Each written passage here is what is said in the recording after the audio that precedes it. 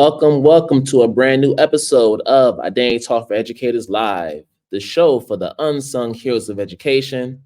I'm your host, Sarfo-Mensah, and if this is your first time tuning in to this podcast, I welcome you and I hope that today's episode is one that will have you coming back for more episodes, and I'm pretty sure that it will, because we're just that good. And if you're a returning listener or viewer of the podcast, as always, I welcome you back, and I hope that today's episode is one that you find informative, enlightening, and of course, insightful. So before we get to our main event for today, if you are on YouTube, please make sure you hit that red subscribe button so you can receive future notifications on episodes of this podcast. Also, if you're listening from Apple Podcasts or Spotify, please make sure you subscribe from there as well. We also accept any donations to help us build this platform and bring on new phenomenal educators to this show. You could do that through Cash App with our handle $IDTALK4ED, or through Venmo with the handle @KwameSM. And to catch past episodes of the podcast, you can go to our main website at IDTALK4EDucators.com. Thank you so much for the support. So this episode is going to be different in more ways than one. Now, I've recorded at this point close to 140 episodes, and this will be the first time in this podcast history where I'm going to have more than two guests at once. So this is going to be an interesting challenge, but I'm excited because today's guests are a collective of art teachers who are doing the work when it comes to teaching through an anti-racist lens. And when we think about art, it's one of those subjects that unfortunately doesn't get enough attention when we talk about issues within our education system. You know, we talk about the main subjects, we talk about the math, the ELA, the sciences and the humanities of the world. But then in many of those conversations, art gets either put on the back burner or it's just not mentioned in conversations. So I'm especially excited to open up the conversation about art and how we can apply that same anti-bias and anti-racist lens into our practice within that discipline because it's essential. And to help us facilitate this conversation, I have members from the Anti-Racist Art Teachers Collective who are going to just break down how they do this work, not only individually, but collectively, to help us be more informed of how we can do this within our education space. So I'm excited to bring on the members of the Anti-Racist Arts Teachers Collaborative to the podcast to just share about their work and how they continue to push it forward for all of us. So let's bring them all on and they can introduce themselves so that we all know who everybody is. So I think I have Dr. Vernon at the top. So we'll have Dr. Vernon go ahead and get started. Actually, you know what? What am I doing? I'm gonna start with ladies first. Let me do that. So let me start with Dr. Reji. You can go ahead and start, and then we'll just go from there. Popcorn. Hi, Kwame. It's an honor to be with you here today. Thank you for the invitation.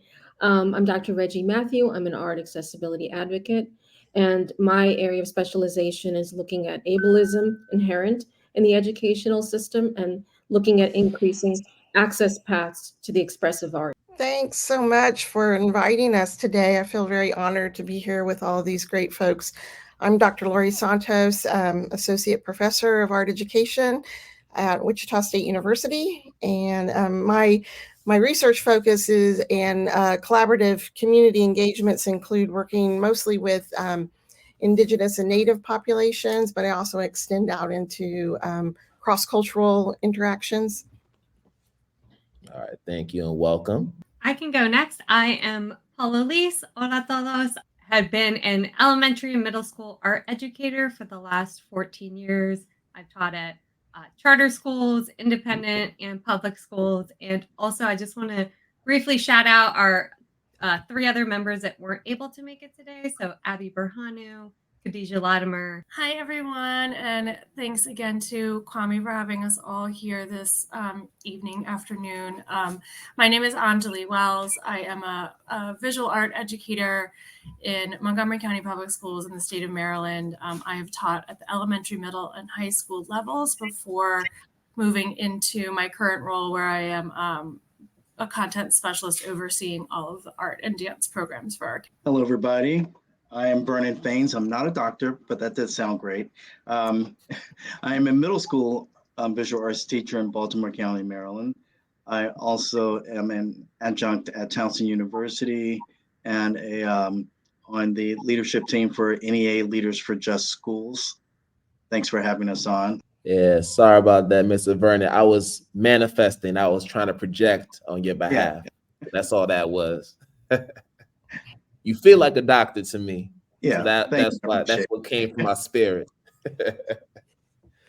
But everybody, welcome, and thank you for accepting the invitation. As I've mentioned off camera to a few of you, like I just admire the work that you do, and when I say that conversations about anti-racism and anti-bias aren't spoken about enough within the art education space, I truly mean that as someone who admires the arts in general. So I'm just glad that we can have this conversation. So to get started, I always like to start from the beginning because it is identity talk. So we have to talk about identities and how we look at ourselves, not just externally, but also internally. So I'm interested in knowing who or what inspired each of you to want to become educators. So we can start with Dr. Lori and then popcorn from there.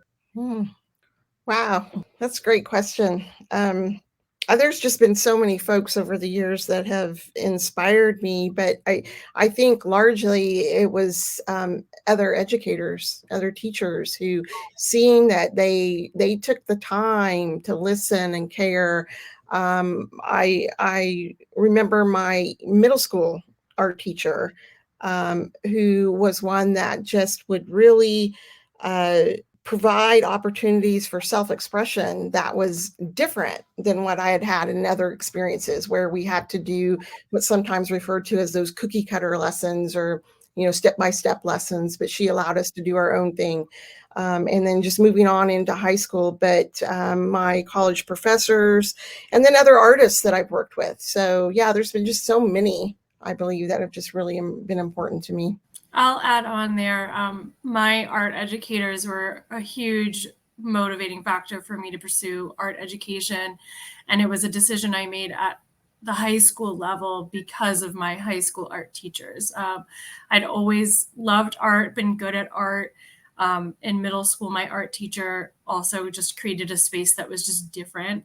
And I always knew that I liked that part, but I also knew I wanted to work with kids and I wanted to do something that would help future generations. And it all kind of clicked for me in my high school art class with Miss Michaels at Blake High School, where I was like, wait, I can do all of these things that I want to do.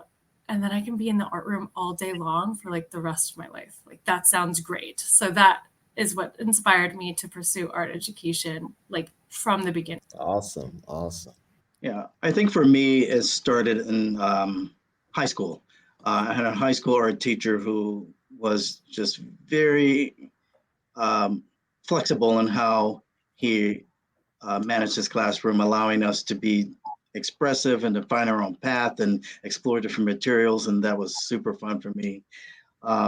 Later in college, it was an introduction to Black Studies that really helped me seal that thought. And we looked at a book by Malena Karenga, which was called Introduction to Black Studies. And it talked a lot about creative outlets, or rather Black creativity. And that was so awesome, because that was the first time I was exposed to so many diverse artists. Great.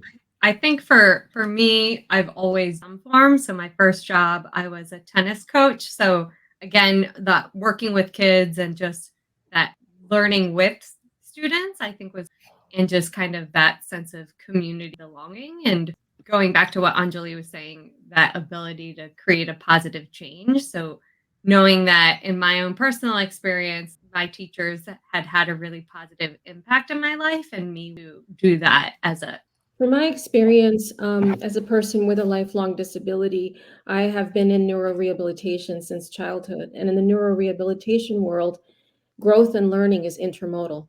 And when I would study in the traditional form of education, it was primarily linear. And my role to enter the world of education was really an activism decision to say that my hope for the future is that it's a neurodiverse world where a range of differences of brains and bodies can move together through the world in a unified way.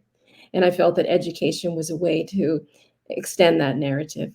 And I think, Dr. Reji, that's interesting point, because I think with art, it just has an impact on all the different modalities and senses, which is what's great about it. It is multimodal. So it allows for you to express yourself in different forms and different manifestations. And I think that was one of the things personally that that drew me to art when I was younger, because math was always my favorite subject, but I would like to go to art class and we do sketches, we draw, we paint, we do all these other projects, and that provided me with an outlet to really express myself in ways that I wasn't able to in the math classroom or my other subjects. So those are just some of the memories that I had being in art class during my K-12 experience. Now, for this next question, we could just have a couple folks just share briefly their experiences during that K-12 schooling, because as you all know, we go through ups and downs, and there are certain things that we've learned or we've been conditioned to believe as a result of this K-12 schooling. So I'm interested in knowing, just from a couple of you, if there were any, what were some of those struggles, internal or external, that you had as far as being able to embrace your identity and show up as your full self in the classroom and other settings? I can share just, so I was born in Puerto Rico and moved to the United States and did not know English. So I was immediately drawn to art class because that was an opportunity for me to communicate with my classmates in a visual way. So knowing that art kind of can transcend language. So that early on, that's what drew me into art, but it really wasn't until high school. I had basically only been introduced to dead white male artists in most of my K-12 experience. And it wasn't until high school that I finally learned about just Frida Kahlo. And even though I'm not Mexican, I'm Boricua, there was still that moment where I saw that reflection of myself and saw myself the possibility of me becoming an artist. And that was something that really fueled me when I became an art educator. I wanted to make sure that I was sharing with my students not only reflections of artists that reflected back their own identity, but multiple identities around the world.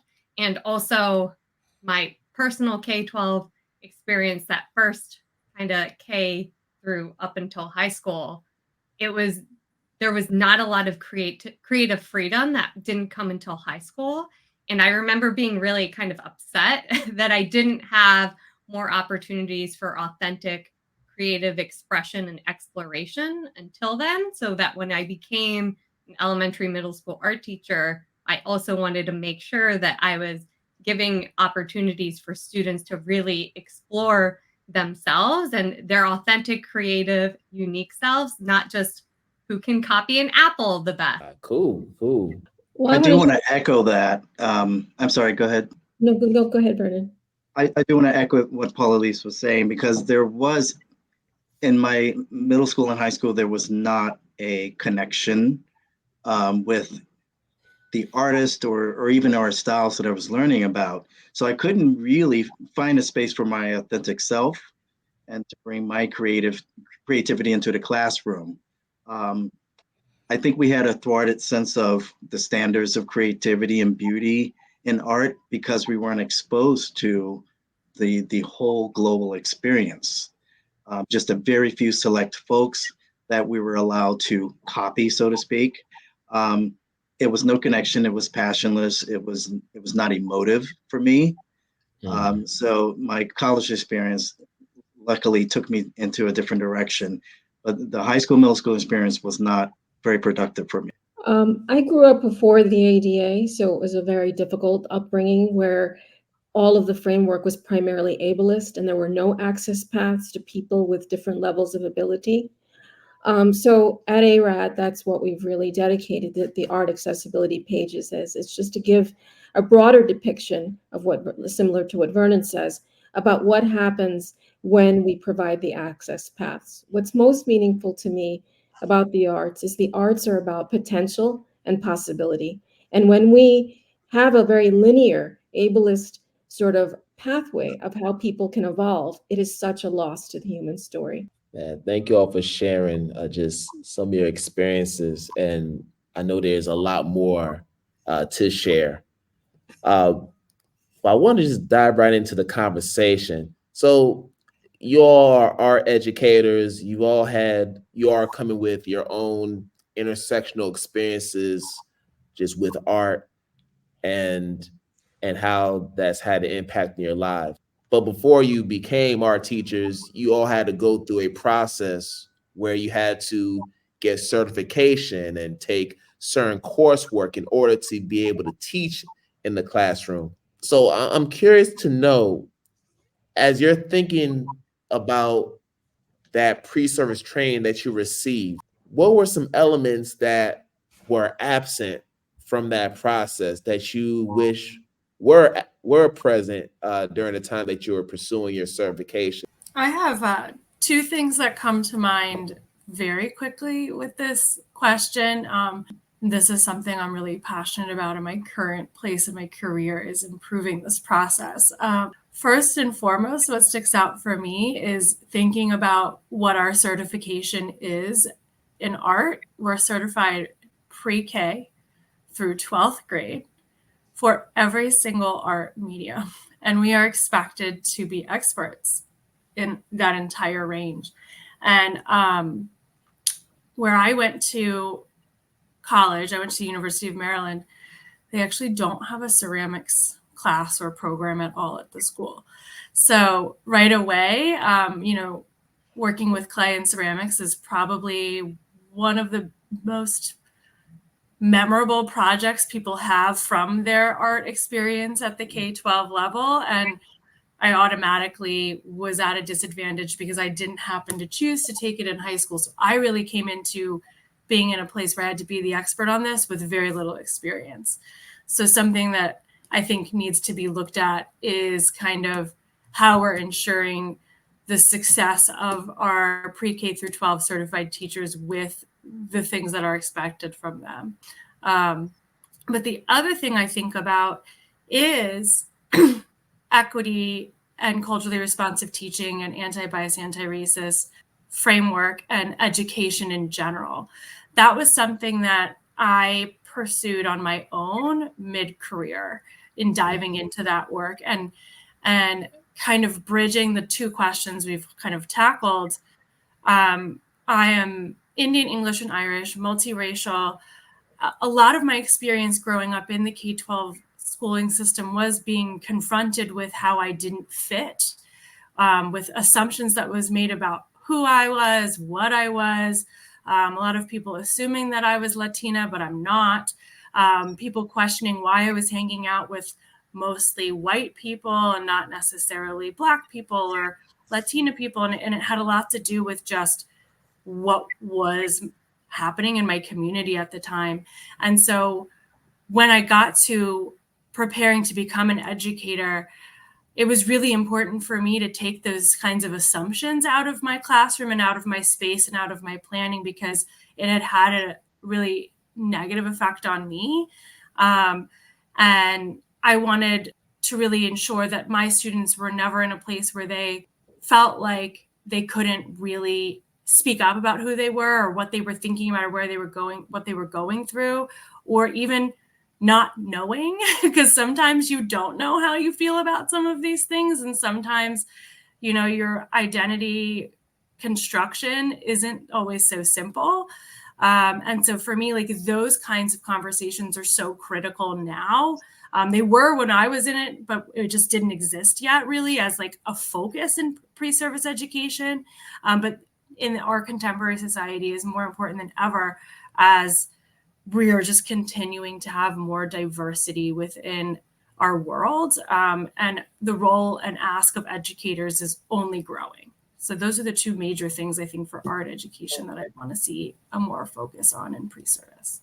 And I'm I pretty think sure for there's a lot more too. Yes. Go ahead, Mr. Vernon. Sorry. I think for me, when we talk about pre-service learning experiences, we're all brought up on, you know, educational theorists like Piaget, Gardner, Dewey, Skinner, but there's so many other educators out there like Gloria Ladson-Billings and Geneva Gay, Bell Hooks, and we don't hear about those in higher ed. There's so many different ways our students learn, and they can offer a unique, a very different perspective. I didn't have that in college. So one of my goals is to make sure as an adjunct is to introduce folks like that, to show that there are very diverse educational theorists out there, and it's not just the same guys over and over.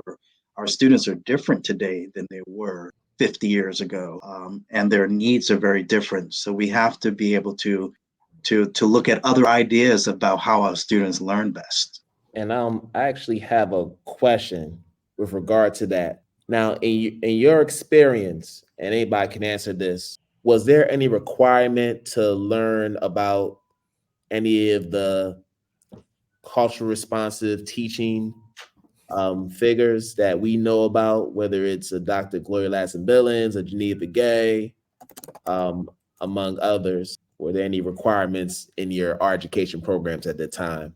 So I guess I'm wondering if it's as simple as, all right, can we make some adjustments to the syllabi or just the curriculum at the university level so that pre-service teachers are able to get access to that before they even enter the classroom for even a practicum or even their in-service experience? I mean, that makes sense, because once our teachers have graduated and they step in front of our children, if they don't have that experience or that knowledge, they're going to flounder in front of students that don't look like them or learn differently.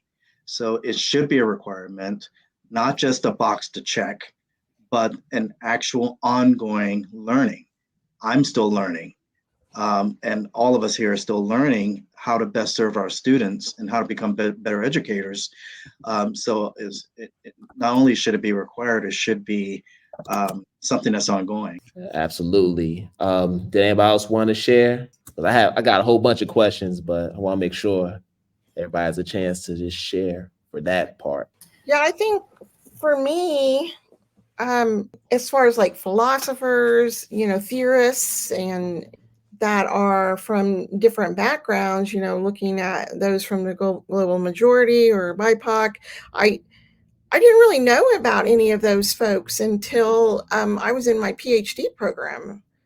And so that's a little sad to think that, because that's kind of late going into it as well. So I specifically, with my undergrad students, we have an assignment where they explore the history of art education, and I require them all to look up and research, present on 3 different art educators that are from different backgrounds, especially from their own experience, as well as within their unit plans. They have to include representation of artists from different backgrounds, different genders, and, you know, all the different sort of intersectional aspects of identity, to whatever extent that they can do it. But I think it's a real eye opener for them to realize that, folks that, like, you know, John Dewey or Piaget are not the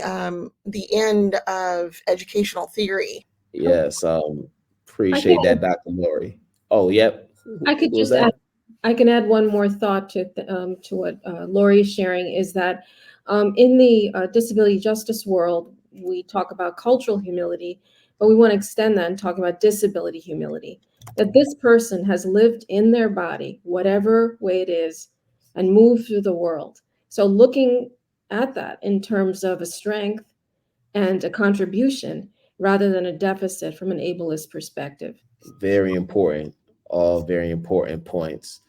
Um, a- and as you're sharing, what I'm hearing from you all is, as you're going through that art education pre-service training, you didn't get the culturally responsive teaching. You didn't get the exposure to anti-bias and anti-racist work, right? It wasn't until later on. So I'm assuming that for most of you, including myself, we came in just doing our jobs, just teaching, doing what we thought was the right thing to do based on what was around us. And I know there were things that were happening around me that I knew were unjust, that I knew were inequitable, and I know I was afraid to speak up in the beginning because of potential repercussions. But then over time, I was able to build up courage and call out or even try to call in folks when they were engaging in discriminatory or oppressive actions. And I started to see it translate into my practice. So, in saying that, I'm wondering, at what point in your career did you sense that shift in your paradigm towards anti-bias and anti-racist teaching in your own practice? And anybody could just jump in and answer. I can share a little bit. So for me, it happened in college. So when I was in college, I attended MICA, Maryland Institute College of Art. And in my own personal artwork, I was exploring a lot of topics, especially around Puerto Rico and the U.S. military involvement in Vieques, the fact that a third of Puerto Rican women were forcibly sterilized, and a lot of things that I wish that I felt like I should have known that were kept hidden from me. And so I wanted to amplify and share those stories that hadn't been told through my own personal art. And that's really kind of what motivated my own personal work. And I brought that into my student teaching. So actually one of my first student teaching lessons was I had students construct miniature billboards that amplified and shared something that they wish that they could share and change in their community. So for me, it kind of stemmed from my own personal artwork and the way that I created art, and then really encouraging kids, so even elementary school kids, to use their voice, to speak up, to speak out, and to create change, because historically art has had the power to do that. And what better way than to give our kids the tools that they need to feel confident, to feel empowered, to take action so that things can change. I similarly was exploring kind of the power of voice and identity in my own artwork while I, was an art student in college. But I would say that in terms of like at what moment I really shifted my pedagogy, I don't know that it really changed ever. Because to me, the appeal of art and becoming an art educator was the influence that you could have through your voice and your art. And that was something I wanted to share with students. I've never been the kind of educator that had students kind of make the same things or follow those like step-by-step projects. But I think that when I transitioned from teaching elementary to middle school, I felt more empowered to be really clear and vocal about it, and to really shift the power dynamic within my classroom from being centered around me to being centered around the students, and creating an environment where it was really about them exploring what was important to them and who they were and what they wanted to see in their worlds through art. And Anjali, I have a question for you. Did you also have more autonomy in terms of how you taught the curriculum in art when you made that transition to middle school? Yes, but I will say that I didn't feel like I couldn't do what I wanted to do in the elementary school. It is very different. Just those two worlds are very different. And at the time, the elementary curriculum in my county was much more prescribed than the secondary curriculums. There kind of wasn't really much curriculum for the secondary level at the time. That's changed a little bit now. It's all kind of even and more open so that all of our educators can be culturally responsive, and that's encouraged. It was more of the like structure, right? Like, so I wasn't like 5 minutes in between classes and like 6 classes in a day. I had like my schedule, planning time. I had the time and space to really put into critically thinking about how I could accomplish what I wanted that environment to be like for those students. Whereas I did feel like I was also not a new teacher anymore. So that's part of it. Your first year teaching, it's a little overwhelming. So you're not hitting the ground trying to run with creating something really, really different. So it was kind of thank you for sharing that. Thank you. Did anyone else want to share regarding just shifts that were happening in your own practice? I would say for me, the shift was gradual, but it really took hold and was escalated. I would say later on in my career, where I really understood that in most districts, the art curriculum is not prescribed. And then understanding that we do as educators, art educators, have a little bit of power to kind of supplement curriculum with the resources and the exemplars and feel like we're not, our hands are tied. So we have a little freedom in doing that. And like Anjali said, it's hard to do that as an early career educator, but you do realize many of us have a lot of flexibility and being able to supplement our curriculum and choose the artist and the resources that would better serve our students. So this season, Identity Talk for Educators Live will be including ad spots for businesses, products, and events that are adding significant value to their communities. And here's the catch. You don't have to be an educator or an education-based business to be a part of this. We're looking for people who are just doing great work in the community, and we want to use our platform as a way to amplify their work. So if you are an entrepreneur or you know of an entrepreneur who is doing just that, bring them in our direction. Have them reach out to us. If they want to learn more about their ad spots and how they can get themselves promoted on this platform, they can contact myself, Kwame at identitytalk4educators.com. I'll say it one more time. It is Kwame at identitytalk4educators.com. Hope to hear from you, and let's keep on amplifying our work and building each other up. Yes. And then, so we're mentioning shifts, and of course, with shifts come a change in your mindset. So you start to look at things differently. You start to look at curriculum differently. You start to look at your own pedagogical practice differently. You start to look at certain policies differently within your schools.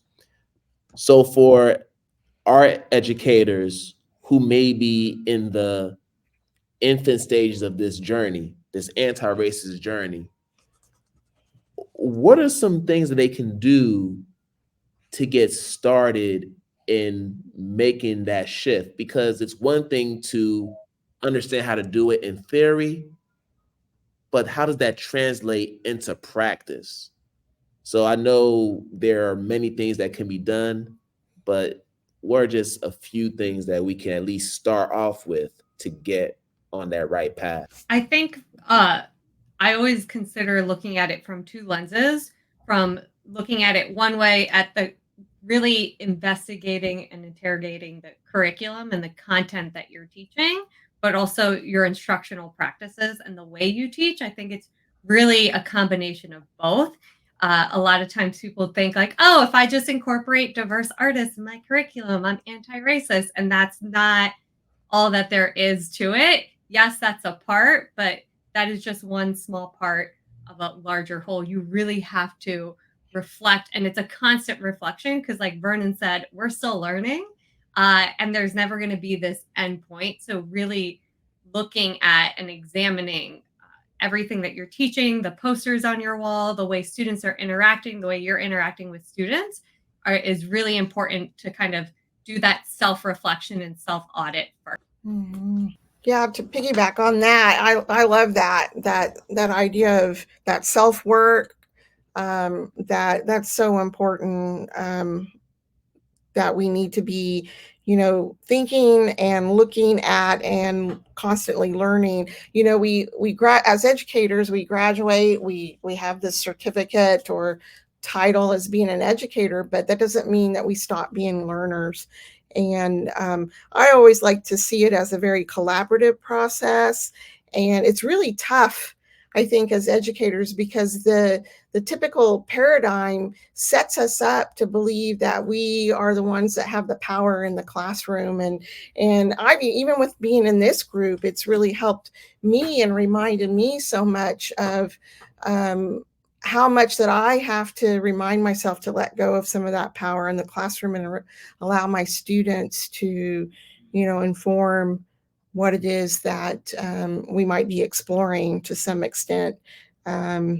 So yeah, making connections with each other. The other thing I wanted to put in there real quick is that I think for me in education, something that from graduate school that I walked away with was that reminder of valuing difference, that being what might be called culturally responsive, anti-racist, anti-bias, all of that, involves us recognizing and valuing difference. So it's not just always, meeting and mirroring each other or seeing what we have in common, but to really truly embrace that difference is a good thing. Kind of taking everything that Lori and Paula Liz just said and putting it into like 2 things you could do this week in your classroom if you're starting this journey and thinking about it like you don't know where to start. One thing I would do is to think through like your expectations of students, whether they're actual rules you have in the classroom or not, but like write a list of what it is that you expect from your students and think through like, what does it look to me when somebody's focused, and think through and challenge, is that actually real, right? Like for some students, being focused and engaged does not look like what we've been taught being focused and engaged looks like. And especially if you have students with diverse needs coming from diverse backgrounds, engagement is different for everyone. So thinking about, what are my expectations? Are they tied to those ideas of what I think it's supposed to look like to be engaged? And correcting that if you are, right? Like if you have a rule where everyone needs to be sitting while they're working, is that actually serving everyone in your classroom? Is that meeting the needs of everyone in your classroom to be a successful learner and artist? Is it a reasonable expectation? And you can start with just adjusting some of those expectations and even changing some of those rules. And on the other end of thinking about your curriculum and the artists in particular, like it isn't just having diverse artists, but it's also not just focusing on one artist. And that's something I see a lot of is people plan wonderful units centered around one artist. There isn't a single idea that only one person has been the only person to tackle in art, in life in general, but in art in particular.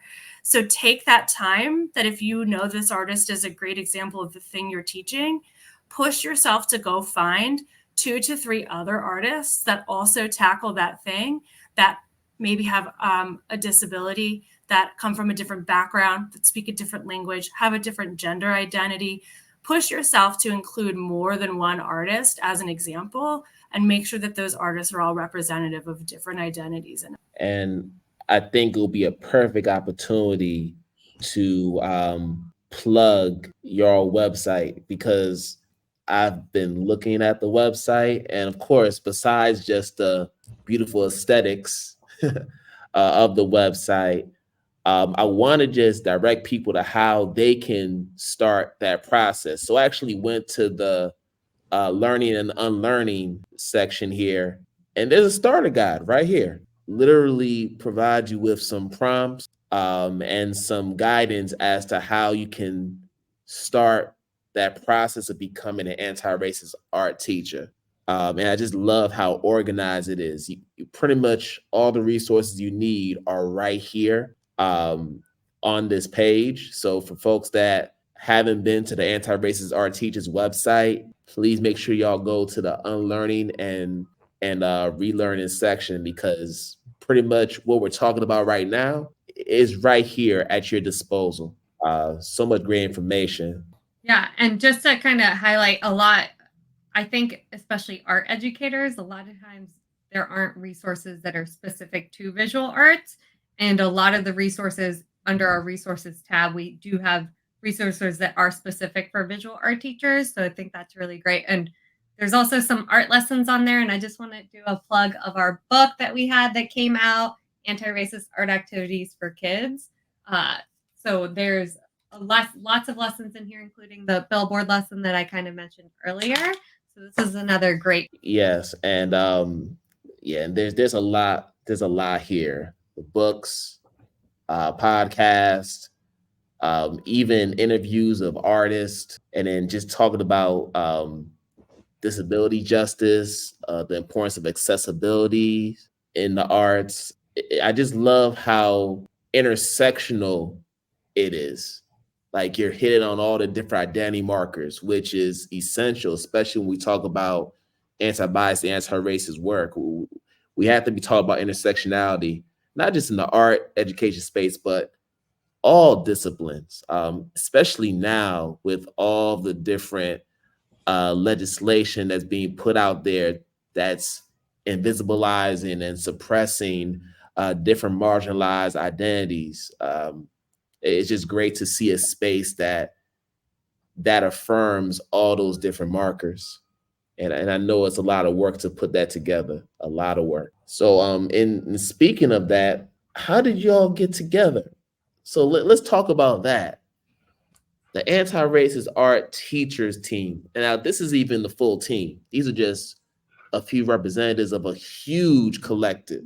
So I'm wondering how you all met and how this idea came to existence. So I think I'll go with Paula Liz. I'll let you just share, and then we'll go from there. So actually, it started in the March 2020 when we were shifting towards virtual learning for the first time. And I had no idea I didn't know what Zoom was. I was like, I don't know how I'm going to teach art on Zoom. My students don't have any materials. I have no idea what to do. So I had joined all of these fellow art teachers told me that there was Facebook groups for art teachers and people were sharing ideas. So this is the first time I had ever joined these art teacher Facebook groups. And art teachers are often very isolated, especially elementary art teachers. For example, I'm the only art teacher in the building oftentimes.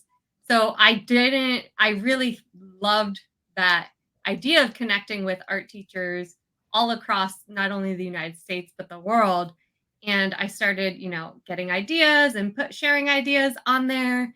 And I also started seeing a lot of very problematic comments and lessons that kind of shocked me, because I guess I had been in my own little bubble of, thinking that everyone approached art and art education similar ways as me. So it kind of caught me off guard. And I think it was a comment somebody said, like, well, you can't teach this, like elementary school kids are too young. You can't talk about this or teach this. And I was like, whoa, that's not true. I've done it. Here are some lessons I've done. And I shared, And I was like, I know I'm not the only one. Like, who else, let's share. And I made a Google Doc and had it open access, and people were just dropping in and sharing lessons and resources and things that they were using. So it was very much like an organic evolution. And then through that Google Doc evolved to a website. And we also have monthly meetings. So we have we'll have ARAT chats, which are just open Zoom conversations for anyone that wants to talk and throw around ideas, because that's really important. Dr. Lori leads a book club if folks are interested. We also have an affinity space for our educators of the global majority. So it was just a way to provide opportunities for our educators that kind of have similar ideas and philosophy to connect, because this work cannot be done in isolation. It needs to be done in community. Yes. So just it kind of happened organically, and then through connections, and just I'll let someone else if they want to share, but that's kind of where it stemmed from, which is why we have people from all over that are part of our leadership team, and also people joining. We've had people join from like Singapore and Guam to our meetings. If anyone's interested, those links are on our website, and we also have a facing continuing to connect. Awesome, I can say that I joined later. I started by just attending a few meetings, and I was just so impressed with the resources and the website and all of that. I joined a little bit later and used a lot of that information that I learned from those meetings to make myself a better educator. And going back to a new educator, I would suggest them coming to some of these open meetings and just realizing that they're not alone. There are people all around the country who have similar views and resources and to share, and we can make numerous connections. It was just an amazing connection that I made, and I'm so happy to be part of it now.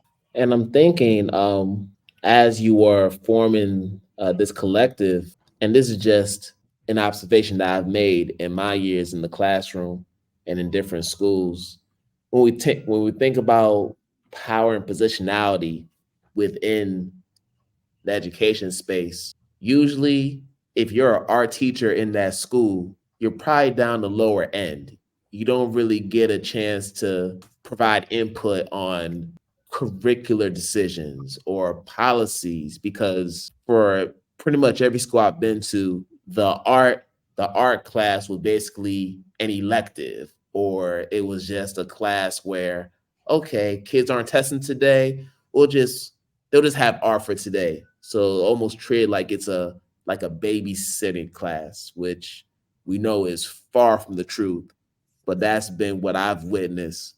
So when you have different art educators from all across the globe coming in to not only find community, but to find solutions, is that an issue that comes up a lot? This just the issues dealing with positionality and power within their respective spaces and how it impacts their ability to push for change?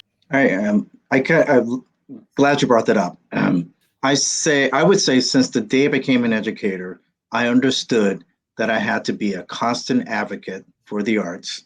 I had to make sure that we were visible in as many spaces as possible. And it can be frustrating because sometimes our voices aren't heard, but we have to continue to advocate, and to kind of persuade folks to understand the value of the arts in the classroom, not just the classroom, but beyond the classroom. So I try to make as many connections as I can outside of that classroom, so that families and other educators in the building, because sometimes our battles are right there in our space, to understand the value that we bring to our students, and in turn, our students will, I think, be much more well-rounded.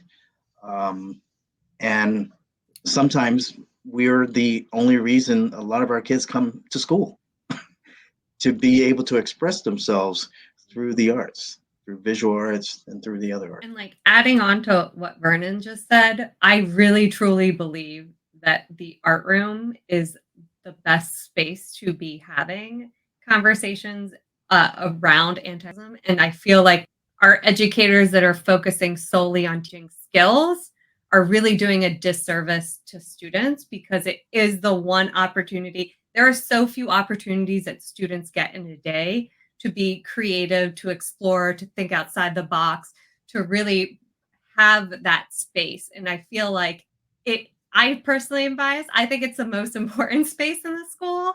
And it really, really, just really being able to kind of amplify and showcase that it's not just about making pretty things, right? It's about this way thinking beyond, and that the skills they're learning in the art room are going to whatever they do in because really what it is about, again, like empowering them with the tools to create change. You first need to imagine change, and that creative critical thinking is a skill that needs to, and I think that the art room's the best. And I would also think that the way that we view the world and even ourselves informs the art that we express to the world. And I think it might even start to initiate conversations about what is art, what isn't art, because when you think about what's been presented to us as far as artists, a lot of artists that I learned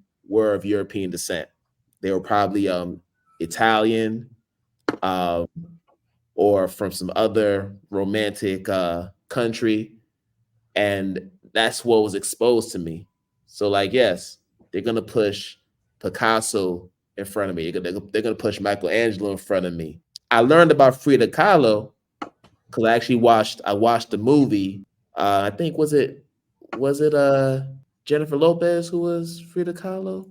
Salma Hayek. Wait, who was Frida Kahlo? Salma Hayek, yes. So I watched the movie because I remember it being presented in school, but I didn't learn about a whole lot of BIPOC artists when I was going through school. So I'm just wondering, I'm thinking that it's going to start those conversations about how artists characterize, by the world, and also how I think whiteness kind of informs how we view art, if that makes sense. Absolutely. I also want to add that the art room is also a unique place in that it is a space where every single other subject comes together and is utilized, practiced, and reinforced. You're utilizing math, you're using your literacy skills, you're learning about people from around the world. We're covering topics that are based in science, even within like physical education and health. All of these topics and ideas and other subjects that exist in their own spaces also exist in the art room. And so not only is it the perfect space to be having these kinds of conversations and to make sure our students feel seen, heard, and represented, but it's also essential for them to have a place that's comfortable where they do feel seen, heard, and represented to practice the things that they're learning outside of. Right, and we do a disservice to our students if we do not teach them to be visually literate. And I know not all of our students have that capability, but most of our students do. So we have to understand that the arts is another form of literacy, and we have to make sure that we nurture that, and not just think it's all about textual literacy. We're reading art. We're enhancing vocabulary skills through art making, and through understanding how to talk about, look at, describe, analyze art. So there's a lot of components, like Anjali said, that are taken care of in that classroom. I'd like to add to that. The one thing I'd want to say is that in addition to visual literacy, my wish for every child is that every child would have a relationship to another expressive mode other than language. Because as we know, children are living in a very complex time of global warming, racial strife, economic stress. There's so much for children to metabolize, and sometimes there just aren't the words. And that's where an expressive tool can help children both conceptualize and their level of ability and metabolize the complexity of our world. Yeah. And I also think with art, it's especially beneficial to our neurodivergent students as well, who may need time to process and to think about different concepts. I feel like art is, in a sense, an equalizer when we're talking about just forms of expression and not being confined to just the one right way, like we talk about with white supremacist culture. Like we have to do it this way, or we have to center English language. But what if you have, our emerging bilinguals and multilingual learners who may not have that? Are we saying that their home language isn't an asset for learning? Like these are just some of the questions that come to mind. And with regard to the art space, I feel like we have to be more mindful of just neurodivergence and also just other disabilities, whether they're physical, whether they're cognitive. We all have to account for those as well, because that should not limit one's ability to express art. And we know that just from multiple examples throughout history. Whew, man, I wish we had another hour to talk about this. This has been awesome. But before I let you all go, I just have one more question. And it's a question that we ask all of our guests here at IDTALK for Educators Live. So starting with Dr. Lori, I want to know, how do you stay true to the teacher in you? Oh, I love that question.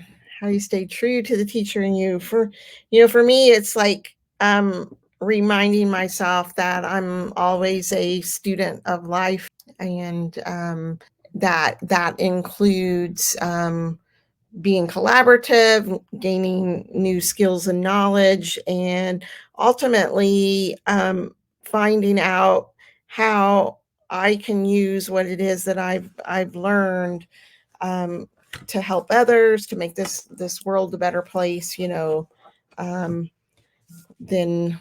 it is now, once I leave a space. So All right, Anjali.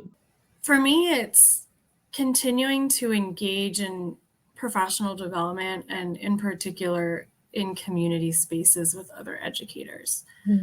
We've all said a lot that we're all still learners, that this work doesn't end, and that it's important to continue to challenge yourself and to continue to meet new people and have conversations about other people's experiences and what they're seeing happen in their classrooms and their spaces, because that's going to continue to prompt you to engage in that learning and to stay connected and current, especially for some of us like myself. I'm not currently in the classroom right now, so I need to make sure that I'm continually connected to the classroom.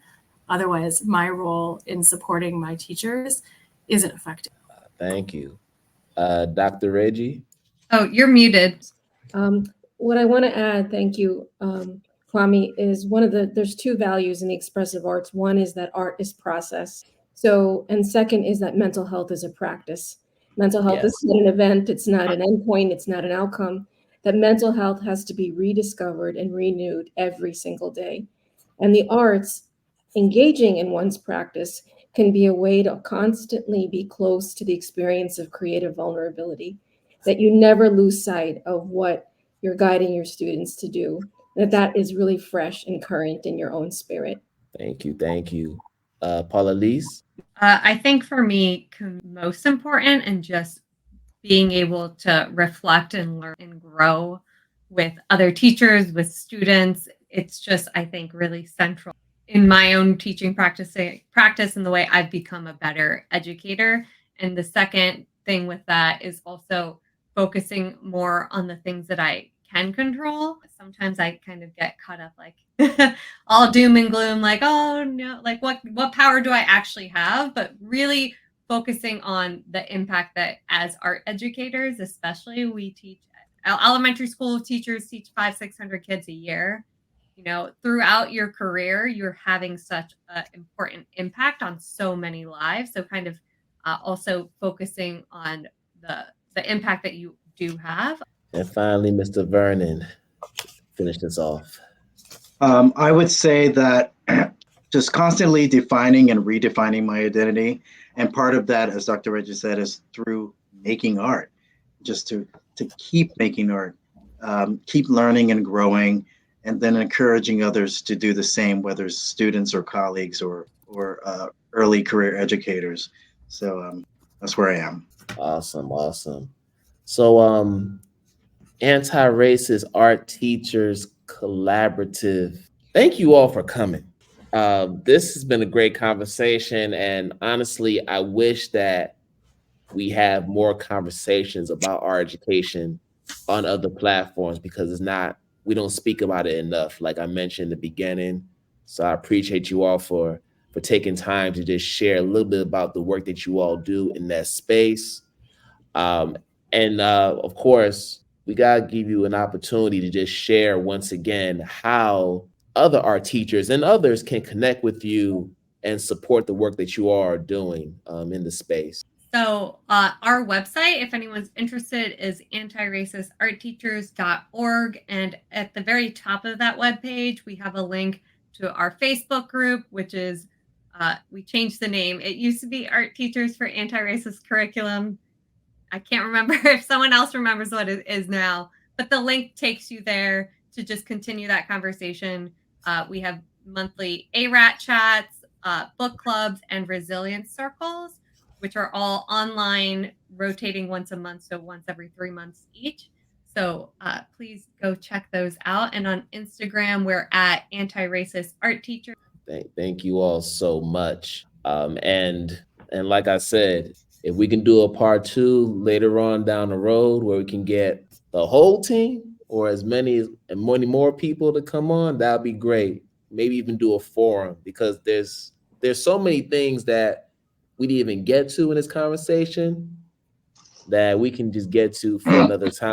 But once again, I admire and appreciate the work that you all are doing. And I just hope that you all stay safe and enjoy yourselves during this holiday season, whatever holidays you celebrate. I hope that you enjoy your time with your family and get the rest that you deserve. Thank you. Thank you. Thanks for having us. You too. Happy holidays to you and your families. Thank you. And on behalf of the Anti-Racist Art Teachers team, everybody else, I thank you all for coming and listening to today's episode. And as always, I'm wishing you all good morning, good afternoon, good night, wherever you are in the world. And we're going to do this again another time. Peace out, everybody.